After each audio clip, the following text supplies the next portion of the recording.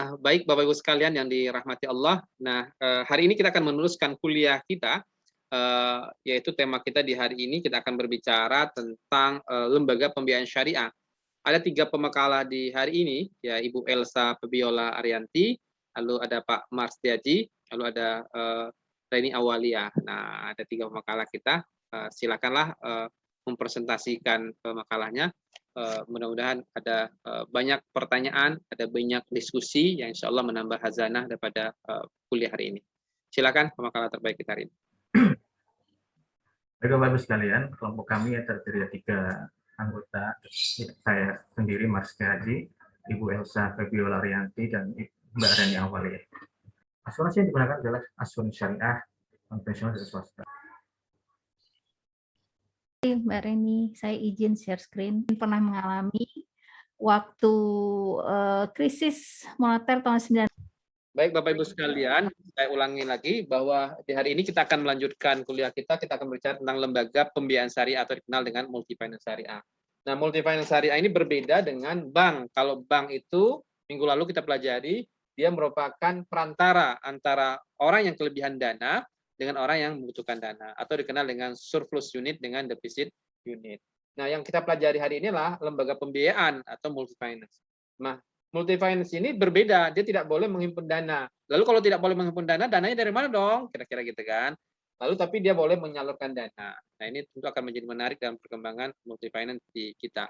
Nah, kalau kita perhatikan misalnya berapa jumlah multi finance syariah kita di hari ini, ya tentu banyak sekali ya jumlahnya. Kita bisa lihat misalnya lembaga pembiayaan syariah, ya angkanya misalnya di tahun 2020 itu baru di 24,77% ya. Jadi tidak terlalu banyak juga bagi saya. Di perkembangan dari bulan ke bulan bagi saya. Tapi lembaga pembiayaan syariah ini luar biasa juga ya. Dia memberikan kontribusi besar juga bagi industri keuangan syariah Indonesia. Nah, Bapak Ibu sekalian, tadi sudah banyak disampaikan oleh pemakalah, tapi saya ingin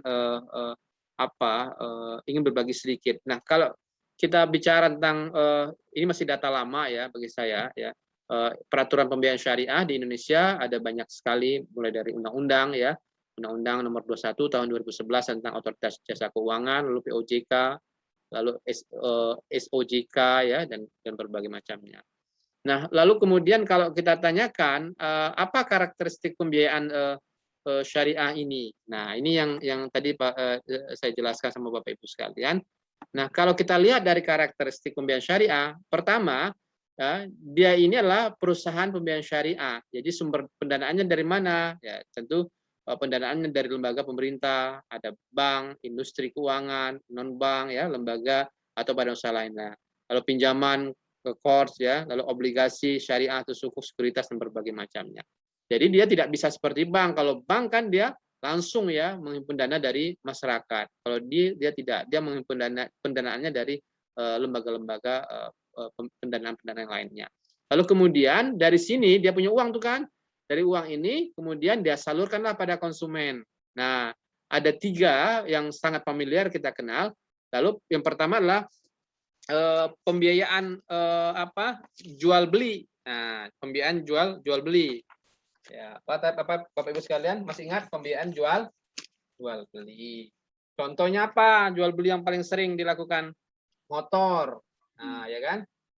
Kita kenal jual beli motor. Ini paling sering ya kita kenal di Indonesia misalnya. Lalu kemudian adalah pembiayaan investasi ya. Pembiayaan investasi ini apa bentuknya? Penyediaan modal ya. Jadi penyediaan modal dan berbagai macamnya. Lalu pembiayaan jasa memberi manfaat ya, dana talangan dan berbagai macamnya. Jadi ada banyak kira-kira yang dilakukan dengan sistem ini. Tapi ala kulli hal, Bapak Ibu harus memahami bahwa lembaga pembiayaan itu berbeda dengan perbankan. Lalu kemudian kegiatan usaha pembiayaan syariah apa saja? Nah, di sini tadi adalah pembiayaan jual beli, akadnya apa, murabahah, salam ya. Lalu kemudian ada istisna ya. Lalu kemudian pembiayaan investasi, ada mudharabah, musyarakah. Saya pikir sudah komplit lah fatwa yang dibuat oleh guru-guru kita di Dewan Syariah Nasional. Lalu kemudian pembiayaan jasa juga demikian, ya, akad dan berbagai macamnya. Nanti saya pikir bisa dipelajari lebih lanjut. Lalu kemudian jenis pembiayaan syariah, jual beli tadi, investasi, ya, dan berbagai macamnya. Lalu kemudian pembiayaan jual beli, bisa murabaha, istisna. Murabaha ada yang masih nggak kenal murabaha di kelas ini? Murabaha itu apa? Sudah paham ya, masa murabaha jual beli ya. Nah, lalu kemudian istisna, salam, ya, lalu kemudian jual beli berbagai macam. Oke, saya pikir ini teori-teori dasar ya, tinggal nanti dibaca kira-kira. Skema murabaha juga demikian, ada banyak yang bisa skema salam paralel ya. Ini para petani kita dan berbagai macamnya. Tapi menarik bagi saya, salam itu di dunia perbankan datanya berapa Bu Febiola ya? Kalau yang tahu, 0 ya, berapa? 0 Pak Dokter. Kok malu bilangnya 0%? Nah, jadi paling banyak murabaha Pak Dokter ya, kalau di jadi multifinance. padahal bagaimanapun juga ya, masa Rasulullah kan sektor pertanian itu menjadi sektor yang sangat tapi kadang-kadang kan takut kan gitu, takut risiko dan berbagai macamnya. Nah, di sini mungkin penting juga lah ya tauhid, ekonomi tauhid ini ya.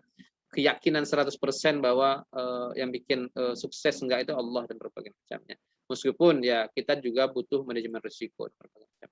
Lalu kemudian skema istisna paralel dan berbagai macamnya ya. Lalu kemudian pembiayaan investasi dan berbagai macamnya. Lalu pembiayaan investasi, mudharabah, musyarakah, mudharabah, musyarakah, lalu berbagai macamnya.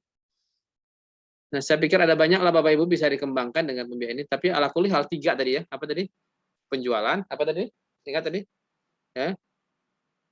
Masih ingat? Pembiayaan investasi Ya, dengan investasi, pembiayaan jasa. Jasa. Jadi 3 itu ya. Baiklah. Nanti kalau enggak nanti Pak Indra share nanti. Ini masih data lama sih. Ya, gitu. Tapi untuk pembelajaran boleh. Tapi yang di buku kemarin kan sudah ada ya di bukunya OJK itu ya. Nah, itu bisa dipelajari juga. Itu sudah komplit menurut saya. Nah, baik. Mungkin guru-guru kita lagi sibuk juga di DSN ini. Karena sibuk lagi merumuskan apa ya. Lagi apa ini Bu Bella nih? Hari Senin nanti ada Praijtima Sanawi. Istimak ya Praijtima. Kalau data Pak Indra tadi istimak tahun lalu tuh. Istimak tahun ini belum. Nanti biasa Pak Kiai akan share kepada kita data-datanya. Oke. Saya pikir itu ada banyak yang bisa dikembangkan dari pembiayaan ini ya Bapak Ibu sekalian. Nah, apa larangan pembiayaan perusahaan pembiayaan syariah? Larangan pertama lah menghimpun dana secara langsung dari masyarakat berbentuk giro, tabungan, ya, dan atau bentuk lainnya yang dipersamakan dengan itu. Jadi dia nggak boleh langsung menghimpun dana. Yang kedua, dilarang memberikan jaminan atau atas pemenuhan kewajiban pihak lain. Lalu menerbitkan surat sanggup bayar, ya, lalu melakukan tindakan menyebabkan dan berbagai macamnya. Ya, tapi yang paling gampang kita membedakannya lah dia dilarang menghimpun dana secara langsung. Kira-kira demikian. Oke, saya pikir itu Bapak Ibu sekalian, bagaimana perkembangannya ya, tentu perkembangannya tidak sepesat industri perbankan syariah, karena bagaimanapun juga perbankan syariah menjadi pionir, menjadi pemula, tentu perhatian kita tapi jangan sampai juga kita mengatakan ekonomi syariah itu cuma bank syariah, itu salah juga kira-kira gitu kan. Selama ini kalau ingat ekonomi syariah paling kita bicara perbankan syariah, buktinya kita ada multi finance syariah dan banyak lagi industri keuangan yang lainnya. Nah, saya pikir itu silakanlah berdiskusi dengan pemakalah kita di hari ini, silakan.